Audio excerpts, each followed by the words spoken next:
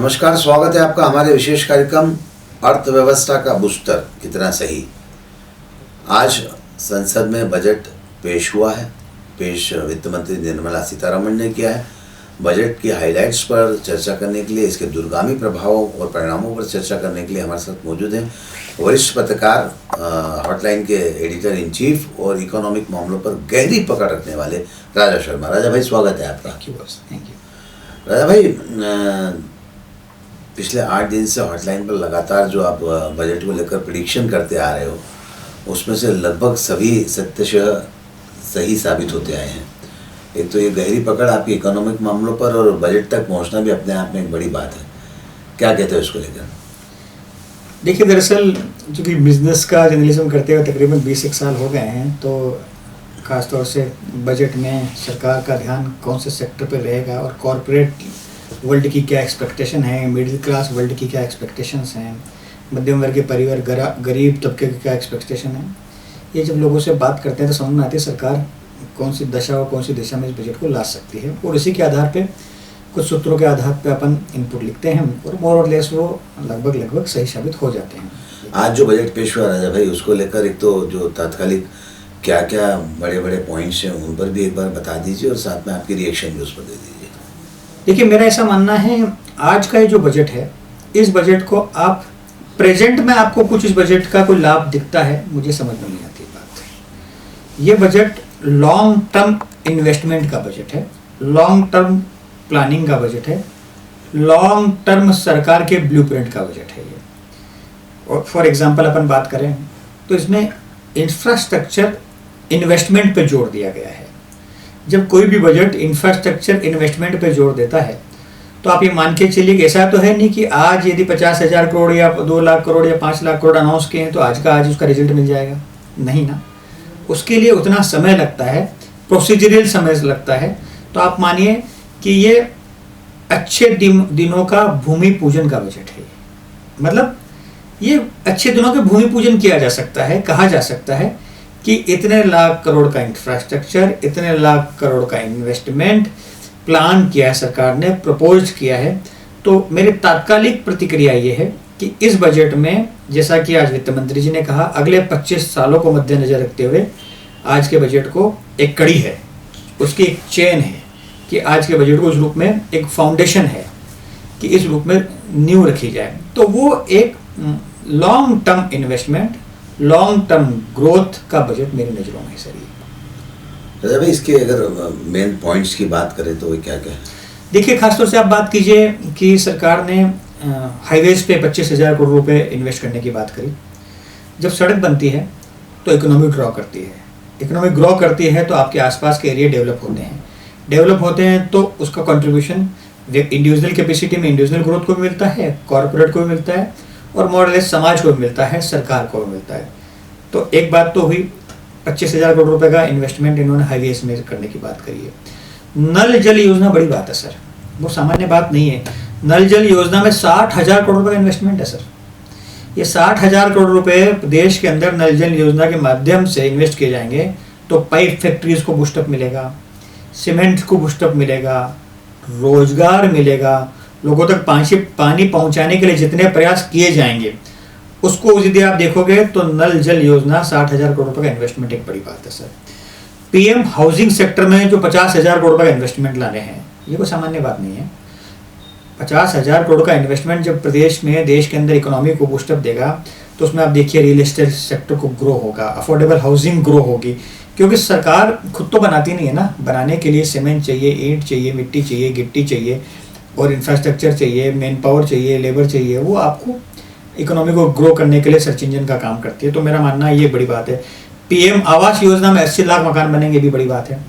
तो 80 लाख मकान का यदि प्रोजेक्ट रखा है तो कहीं ना कहीं एक आम व्यक्ति को, आम जनता को इसका इनडायरेक्ट लाभ मिलेगा, इकोनॉमी के अंदर रोजगार जनरेट होंगे और इसका लाभ मिलता मुझे नजर आ रहा है। सबसे बड़ी बात यह है कि आप ये देखिए, यदि इसका टेक अवे की आप बात करो इस पूरे चुनाव में, बजट में, तो क्रिप्टो करेंसी को लेकर सरकार ने बड़ा अनाउंसमेंट किया। देखिए, हालांकि उसका विरोधाभास ये भी है कि अभी बजट सेशन के पहले वो क्रिप्टो करेंसी का बिल जो है अभी तक लोकसभा में पास नहीं हुआ सर, अभी पेंडिंग है वो क्रिप्टो करेंसी का बजट। लेकिन आज 30% उसको टैक्स के दायरे में ला दिया गया है कि यदि वर्चुअल क्रिप्टो करेंसी की ट्रेडिंग होगी तो उसको 30% का टैक्स का भुगतान करना पड़ सकता है।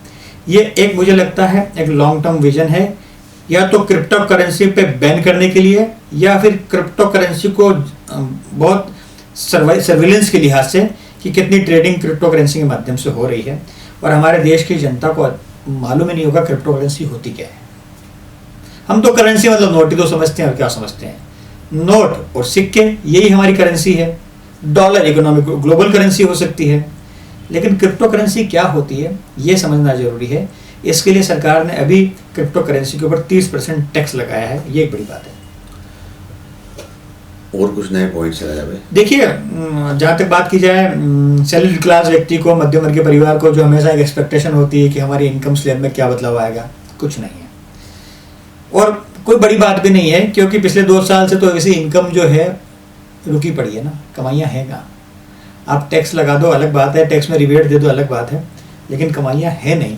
मध्यम वर्गीय परिवार कोविड में बर्बाद हो चुका है, टूट चुका है economically, physically, mentally. Health sector में जितना पैसा उसका खर्च हुआ है पिछले 2 साल के अंदर, उसकी कुल जमा पूंजी जो जीवन भर की है अस्पतालों में चली गई है सर, खास तौर से उन लोगों की जिनके मेडिक्लेम नहीं थे। और मुझे लगता है मेडिक्लेम वालों ने भी बहुत ज़्यादा कंसिडर नहीं किया, इसलिए आर्थिक रूप से पूरी रीढ़ की हड्डी टूट गई है अस्पतालों में बात करें। और मुझे अभी तक इनिशियल जो बजट में पढ़ रहा हूँ, अभी तक अलग से मेडिक्लेम को लेकर कोई डायरेक्शन सरकार की नहीं आई जो मुझे समझ में आता है। एग्रीकल्चर के ऊपर सरकार ने फिर फोकस किया है, अच्छी बात है। डिफेंस सेक्टर का जो प्रोडक्शन है हमारे भारत में होगा, ये एक बड़े लेवल की बात है, उसको आम जनता से कोई लेना देना नहीं होता है, पर डिफेंस सेक्टर देश का एक बड़ा सेक्टर है। उस सेक्टर में भी इकोनॉमी में लोकल एम्प्लॉयमेंट कैसे जनरेट हो उस पर चिंतन किया जा रहा है, वो एक प्रपोजल है आज। तो देखिए, ये एक बजट, ये आज का जो बजट है ना, डे टू डे का बजट नहीं है, मान लीजिएगा। आज का budget long term blueprint investment है, ग्रोथ देश की कैसे हो, वो एक तात्कालिक रिजल्ट नहीं आएंगे। यदि इस स्पीड से चलते रहे तो उसके लॉन्ग टर्म रिजल्ट आएंगे। तात्कालिक प्रतिक्रिया आपने देखी वरिष्ठ पत्रकार राजा शर्मा जी, जो इकोनॉमिक मामलों पर काफ़ी गहरी पकड़ रखते हैं। उनका कहना है कि इस बजट को अगर हम देखें तो लॉन्ग टर्म बेनिफिट वाला बजट कहा जा सकता है। कृषि के क्षेत्र में जैसा राजा भाई ने कहा है कि काफ़ी प्रयास किया गया है, ध्यान दिया गया है। फिर साथ ही जो बड़े राष्ट्रीय राजमार्ग है उनकी दिशा में भी काम किया गया है, उसको एक लॉन्ग टर्म जैसा कहा गया है कि वहाँ जब इंफ्रास्ट्रक्चरल डेवलपमेंट होगा तो लोगों को रोज़गार मिलेगा, ज़मीनों के भाव बढ़ेंगे, आसपास रोड के आसपास डेवलपमेंट भी होगा, तमाम सारी चीज़ें हैं। टेलीमेडिसिन, हेल्थ के सेक्टर में भी काफ़ी काम करने की बात कही गई है। और अगर हम ओवरऑल इसको देखने की कोशिश करें तो बजट वाकई में लॉन्ग टर्म बजट है। हाँ, लेकिन ये बात ज़रूर है कि आम आदमी को इस बात से ज़रूर निराशा हुई है कि इनकम टैक्स स्लैब यथावत रखा गया है, कोई बदलाव उसमें नहीं किया गया है। लेकिन यहाँ बड़ी मार्मिक बात भी राजा भाई ने कही है कि इनकम टैक्स में इनकम ही नहीं हुई है 2-2.5 साल से लोगों की, तो क्या बदलाव करना और किस तरह से उसको आगे बढ़ना, तमाम सारे चीज़ें इसमें निकल कर आई। राजा भाई, इसको चुनाव के अगर तौर पर देखें तो किस रूप से इसको देखा जा सकता है? आने वाले जो 5 राज्यों में चुनाव होना है उस लिहाज से भी इस बजट में कोई प्रावधान रखा गया है, कुछ है ऐसी चीज़ें? देखिए, डायरेक्ट रूप से तो ये चुनावी बजट नज़र नहीं आया मेरे को, मतलब ऐसा कोई बजट नहीं आया कि मैं कहूँ कि चुनाव में इसका वोट बैंक पे सीधा या कोई प्रत्यक्ष या अप्रत्यक्ष रूप से कोई फर्क पड़ेगा, ऐसी मुझे अनाउंसमेंट कोई नज़र नहीं आई। जैसा मैंने कहा है, मूल रूप से टेक्निकल बजट है। टेक्निकल बजट वो फाइनेंशियल टेक्निकल बजट है, फाइनेंशियल एलोकेशन का बजट है। तो अपन ये कहें कि इसका तत्काल लाभ जो चुनाव में हो रहे हैं, चल रहे हैं, दूसरे चरण के, पहले चरण के मतदान तो भी होना है मेरे हिसाब से, तो मुझे नहीं लगता कि ऐसा कोई इलेक्शन मोड पे इस बजट का लाभ पार्टी को या सरकार को, भारतीय जनता पार्टी को मिलता हुआ नजर आ रहा है। गति शक्ति एक बड़ा प्रोजेक्ट है प्रधानमंत्री का, ध्यान रखिए आप। गति शक्ति को लेकर स्टेट को भी एम्पावर किया गया है और सेंट्रल भी एम्पावर है, और स्टेट का एक स्टेक है उसके अंदर अच्छा वाला।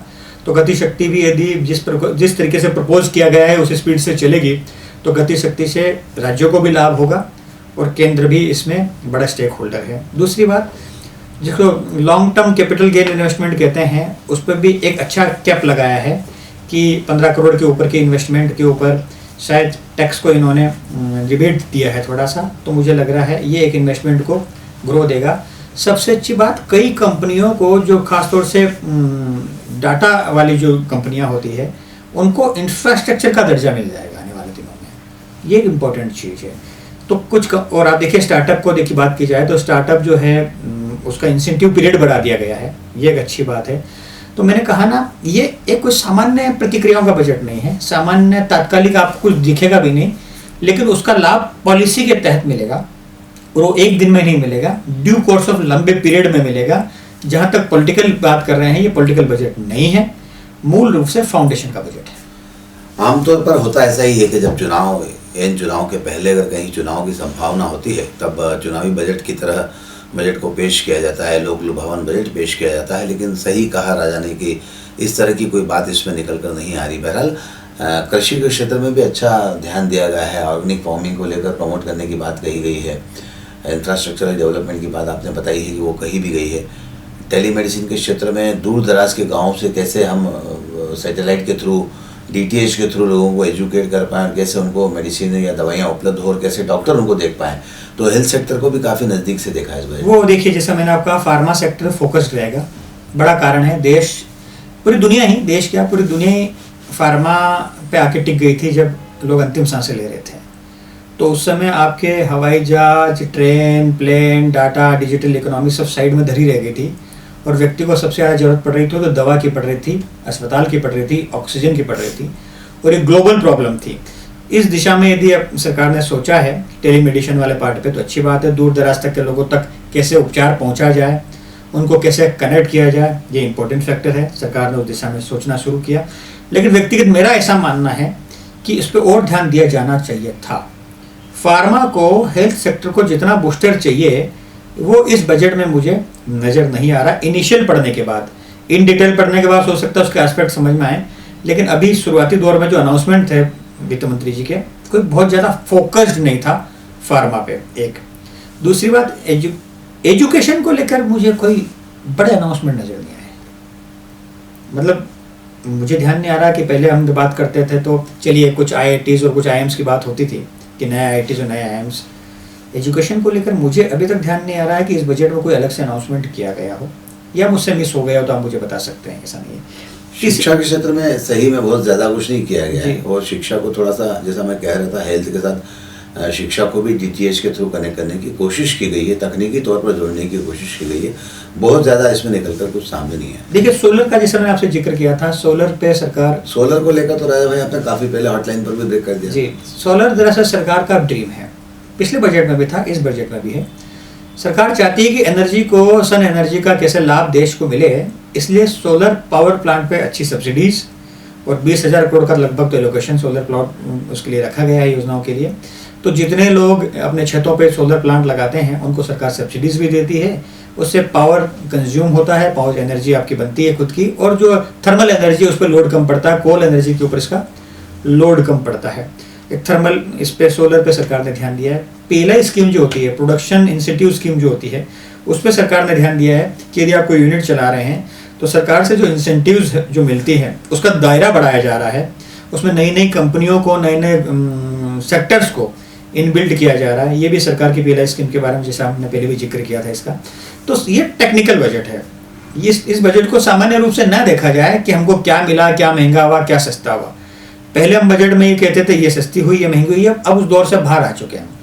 अब क्या आने वाले समय में लाभ मिलेगा, इस रूप में देखा जाना चाहिए। इंफ्रास्ट्रक्चर को कैसा लाभ मिलेगा, हॉस्पिटल सेक्टर को क्या लाभ मिलेगा, फार्मा को क्या लाभ मिलेगा, उसका लाभ हमारी लाइफ में कैसे क्वालिटी लाइफ बढ़ाएगा, इन चीज़ों को देखा जाना चाहिए।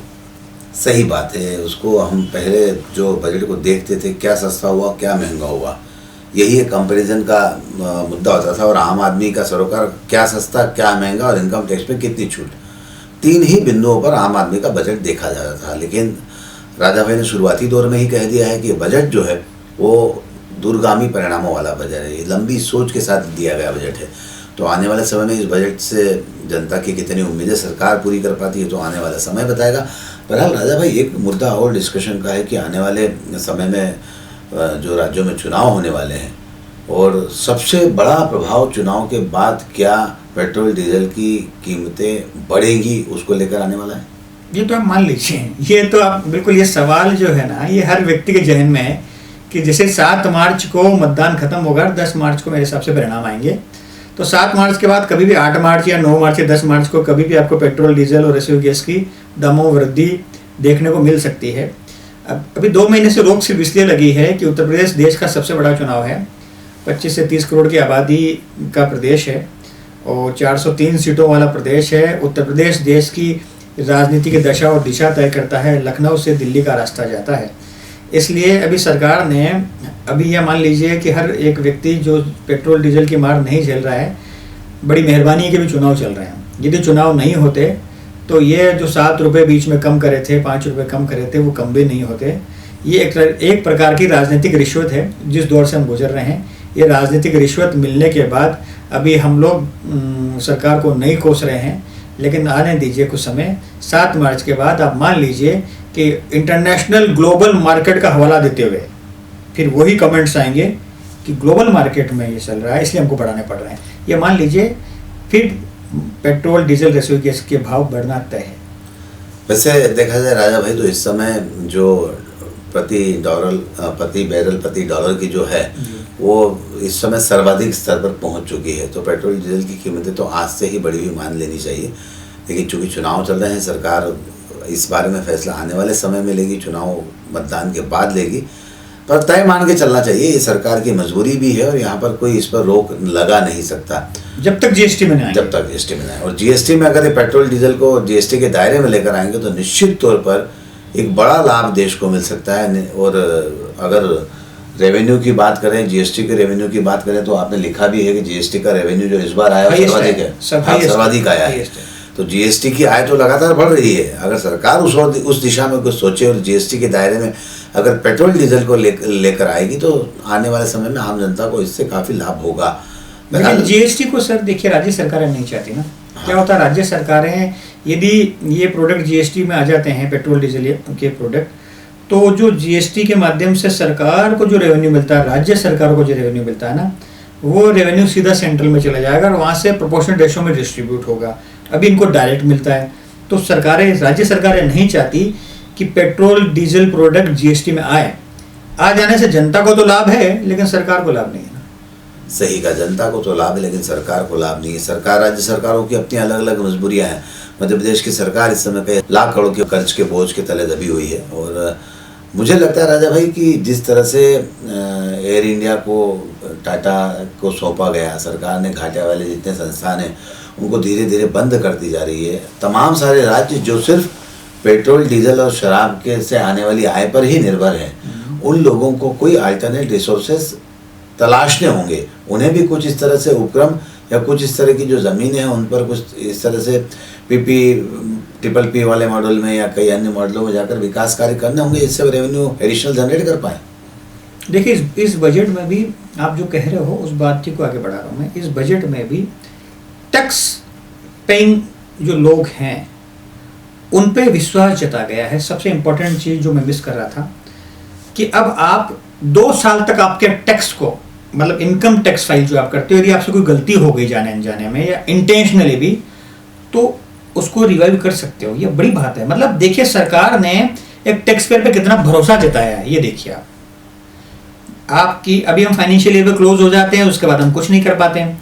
और यदि कोई मीन मेक या मिस्टेक या इंटेंशन इसमें फेयर नहीं होते हैं तो आप पे कार्रवाई होती है उसकी। अब सरकार ने आपको चांस दिया है कि यदि आपसे कोई मिस्टेक हो गई है या आपने जानबूझ के भी गलत डाटा फाइल कर दिया है तो आप इसको सुधार सकते हो। एक मौका सरकार आपको दे रही है। ये इंपॉर्टेंट चीज़ है। सरकार ने टैक्स पेयर पे एक बड़ा फेथ जताया है, बड़ा जिसको कहते हैं ना विश्वास जताया है कि आप इसको फिर से रिव्यू कर लीजिए। ये अच्छा कदम लगता है मुझे। तो टैक्स पेयर्स की तरफ सरकार देख रही है। जहाँ तक अपन सैलरी क्लास व्यक्ति की बात कर रहे हैं या जो रेगुलर स्टैंडर्ड डिडक्शन की बात करते हैं, इन चीज़ों से ऊपर उठने लगा बजट। अब देखिए, सपोज कीजिए 2.5 लाख से आपकी इनकम जो टैक्स फ्री इनकम है 3 लाख कर दी जाती है, तो आपको फ़ायदा तो मुश्किल से 800 रुपये का मिलता है सर। लेकिन यदि आपकी क्वालिटी लाइफ में बदलाव के लिए सरकार कोई बड़े कदम उठा रही है तो बड़े कदमों का स्वागत किया जाना चाहिए कि इससे हमारे शहर में सड़कें बनेगी, शहर में सड़कें बनेगी तो ट्रांसपोर्टेशन आएगा, ट्रांसपोर्टेशन होगा तो इकोनॉमी को ग्रो मिलेगा। जहाँ सड़क बनती है, अटल जी कहा करते थे कि जहाँ सड़क बन गई वहाँ अर्थव्यवस्था खुद चल कर जाती है। सही बात है, जहाँ सड़क बन गई वहाँ अर्थव्यवस्था खुद चल कर जाती है। ये कहना है पूर्व प्रधानमंत्री, देश के पूर्व प्रधानमंत्री अटल बिहारी वाजपेयी का, और निश्चित तौर पर बात सही भी है। बहरहाल राजा भाई, मुझे लगता है कि आपने कहा है कि लॉन्ग टर्म बजट है, आने वाला समय के लिहाज से प्लान करके दिया गया बजट है।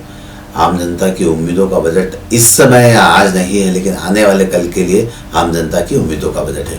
राजा भाई, हमसे बातचीत करने के लिए बहुत बहुत शुक्रिया। Thank you. आज के इस कार्यक्रम में बस इतना ही। सुनील जोशी और राजा शर्मा को दीजिए इजाजत। नमस्कार।